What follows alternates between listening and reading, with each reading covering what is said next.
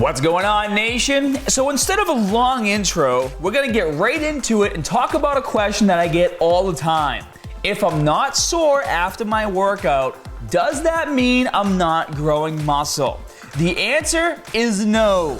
And to explain this, I want to talk about how your body grows muscle first, and then I want to use this information to show you how you should structure your workouts to make sure you're gaining the maximum amount of muscle possible. Now, there's nothing like that brutally sore feeling after a hardcore workout to make you feel like you're making some serious gains. It's like a badge of honor for us, but that also makes us question if the workout was good enough if we don't feel sore at all.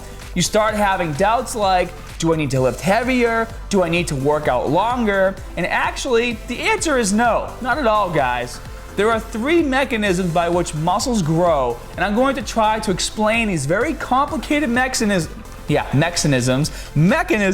in very simple terms. The first one is called mechanical tension. This is about the load or weight that you put on your muscles when you exercise. The tension that the weight puts on your muscles when you are going through full range of motion causes them to respond by adapting, growing, and getting stronger.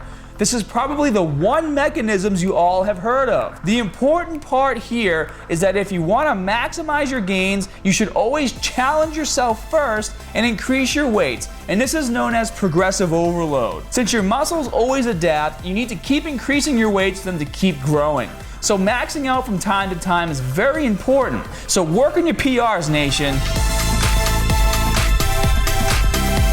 The second mechanism by which muscles grow is called metabolic stress. Metabolic stress happens when you do exercises that rely heavily on anaerobic glycolysis for energy production. In simpler words, metabolic stress happens when you do lots of repetitions and sets with short rest periods. This type of technique is what gives you the pump that we all love. And the pump happens because with all the contractions, your veins get restricted and blood accumulates because it can't move as easily. Also, because the blood cannot flow freely, we don't get enough oxygen supplied to the muscle tissue, which is another source of metabolic stress. As a result of all this action going on, your body changes your hormonal profile and also produces compounds called metabolites, for example, lactate and creatine, that signal muscle growth. So volume workouts with short rest periods are important and necessary if you guys want to maximize your gains. The third mechanism for muscle growth is called muscle damage. Muscle damage is when you exercise and cause micro tears to your muscles. In order to fix these tears, your body creates new muscle tissue, causing your muscles to grow. Now, muscle damage can happen when you do new or different exercises, when you focus on the eccentric or descending part of the exercise, and when you do exercises that put tension on the muscle when it's in a stretched position.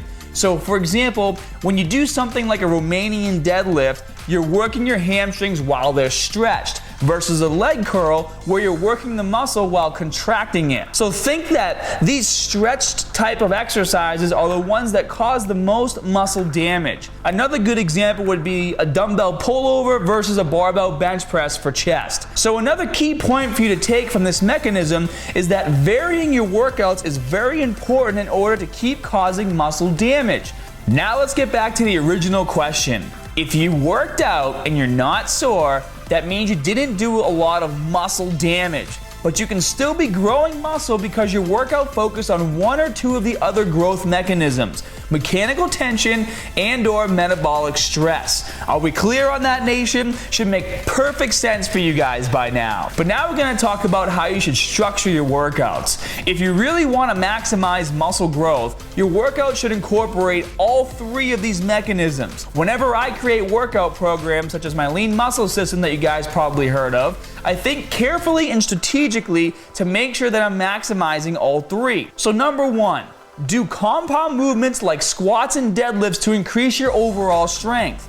Use heavy weights and set PRs, guys. This is using mechanical tension to stimulate growth. Number two, vary your exercises and change your workouts to prevent your body from getting used to them so you can cause muscle damage consistently. Number 3, mix exercises that cause tension on both stretched and contracted positions. Remember the Romanian deadlift versus the leg curl example. The stretched one will give you more muscle damage, the contracted one will give you the pump and the metabolic stress. And number 4, incorporate volume into your workouts. Choose a few exercises that isolate the muscle and do lots of reps and sets with short rest periods to maximize metabolic stress. Finishers are a great way to do that. And you guys know I love my finishers.